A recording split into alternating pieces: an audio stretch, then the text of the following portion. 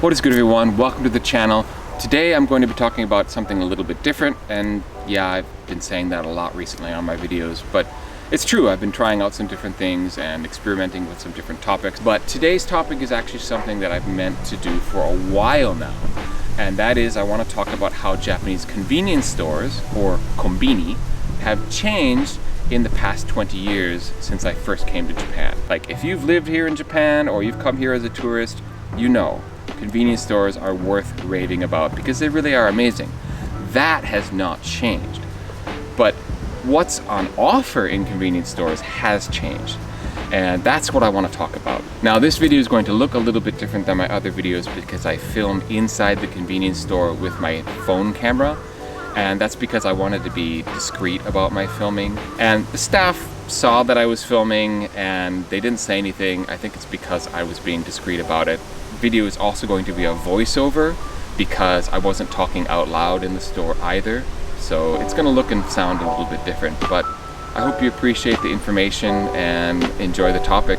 So without further ado, let's get into how Japanese convenience stores have changed in 20 years.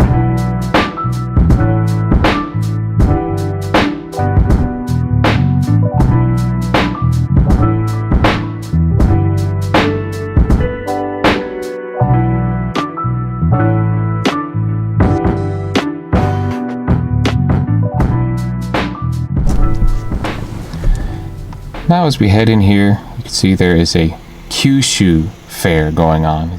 That's what it says on the banners there. Kyushu being the island to the southwest of Japan. So they must have a lot of specialty goods from there at the moment. As you come in, you see kind of the toiletries and household items that you need in a pinch, and packaged foods, pet food, all those sorts of things that are good to have.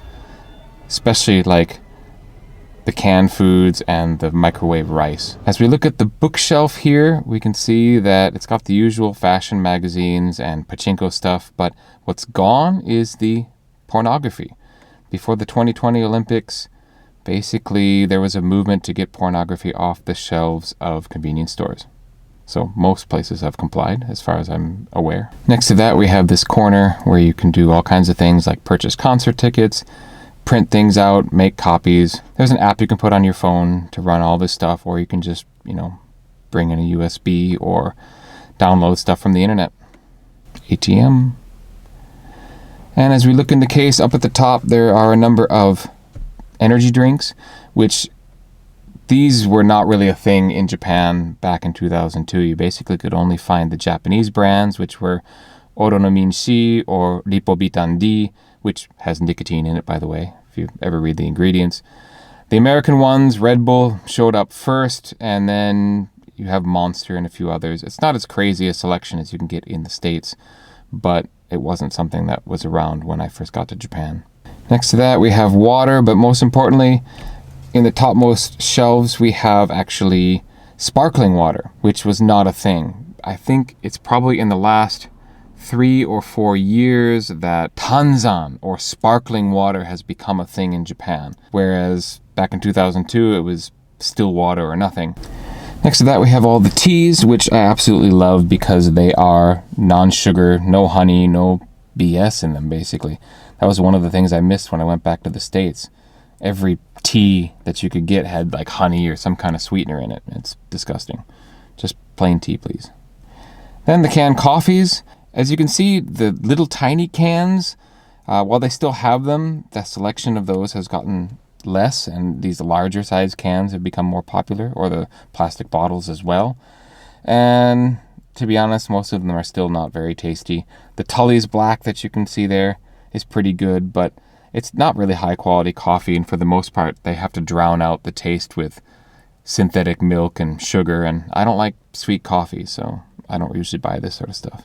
More and more lattes and mochas and things. Starbucks kind of started that trend probably in the past 10 years or so. Those drinks, the variety of that kind of drink has really gone up. And of course 7-Eleven here, we see they have their own brand up top.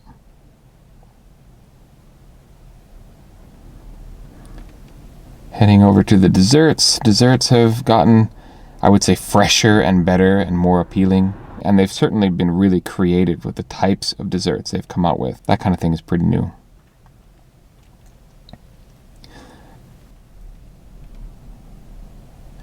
7-Eleven has their own brand of the Chew Highs, those kind of fruit drinks. And this is something you never used to see. You never used to see import beers like Heineken and Budweiser in the convenience stores. So outside of the Japanese brand, you wouldn't usually find that. And I mean, they have Pilsner Urquell, the Czech Pilsner. Finding this beer in a neighborhood convenience store, that's something. Another thing that the stores have gotten more of is fresh produce. That was not a thing when I first came to Japan. You couldn't get fresh produce in a convenience store. And I think this was started by Lawson Natural Stores. The Lawson chain of convenience stores started doing this, and I guess it probably just proved popular, and so now all of the convenience stores kind of have a section like this. And all the lovely bentos and noodles and all the great lunch and dinner items that you can pick up in a pinch. That has not changed. The quality is pretty amazing. You just can't argue with the quality of the food that you can get in convenience stores. One new item on the sandwich shelf are these burritos. This is a ham and cheese burrito, which I think was the original one. They came out with those first. So like soft tortilla sandwiches, that's something that never existed. And they even have spring roll wraps like you find in Southeast Asia, like Thailand or Vietnam, served with a sweet chili sauce. So I guess widening the palate in general. You still have your fried and hot goods corner, Japanese energy drinks,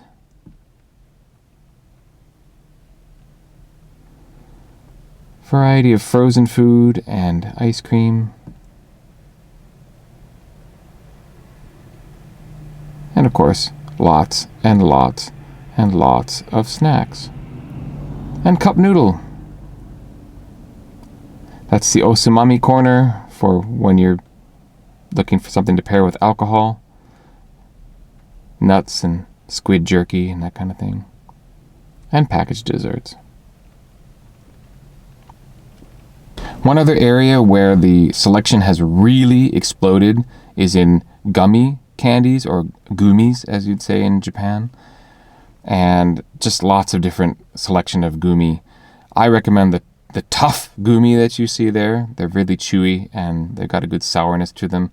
I don't recommend the gummies that are called sours because it's false advertising. I love sour candy and sours are not sour at all. And they still sell the classic Haichu chewy, which is kind of like Japan's Starburst.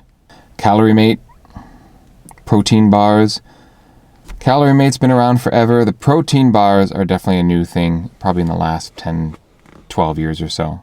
Probably one of the best things, though, that has changed is the fresh brewed coffee. We're not talking coffee in a giant metal can like you find in the States. We're talking you get the cup from the clerk, you come over here, you press the button of what kind of coffee you want to get. It grinds it fresh, brews it right there. It's been a lifesaver on many a road trip for me. And the biggest change just recently is these automatic pay systems where you can pay with credit or cash or card or your IC card that's used for the trains, and you basically have this touch panel system and you become the cashier. The cashier still rings you up, but the payment process, you do that all yourself. So thinking about the whole convenience store experience in Japan, I was racking my brains if there was anything that I missed from the old days. Was there anything that I could find in a Conbini back in the day that I just can't get anymore and that I really wish I could? After thinking about it for quite some time, I realized there really wasn't anything that I missed. Basically, convenience stores have just only gotten better. They still have all the great items that I loved back in the day, like the egg sandwich and the tuna salad rice ball and the pizza man and niku man, those kind of Chinese steamed buns that they have. All of those things are still there and are still delicious. Yeah, there's nothing that I miss or that I look back on and think, oh, I wish they hadn't gotten rid of such and such. So convenience stores have only gotten better. I mean, adding fresh produce, adding fresh coffee, having more variety of things, like having sandwiches made with tortillas. I mean, I don't have much to comment in the way of, does the convenience store represent like the changing in Japanese consumer taste or something? If it does, I would just say that it's a widening of Japanese consumer taste. Like, Japanese consumers are into more and a greater variety of things, and that's only made the convenience stores even better. So how about your convenience store experience? Have you been to Japan? Have you been able to enjoy the Lawson or the Family Mart or the 7-Eleven or one of the smaller chain convenience store experiences while you were here? Let us know in the comments below. I want to thank you very, very much for watching this video. I hope you enjoyed it, hearing my old-timers perspective, like how convenience stores were 20 years ago versus today.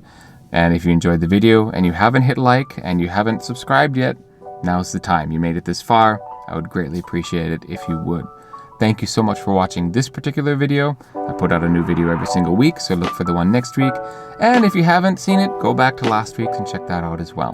But thank you so much for watching this particular video. I'll catch you next time. Peace.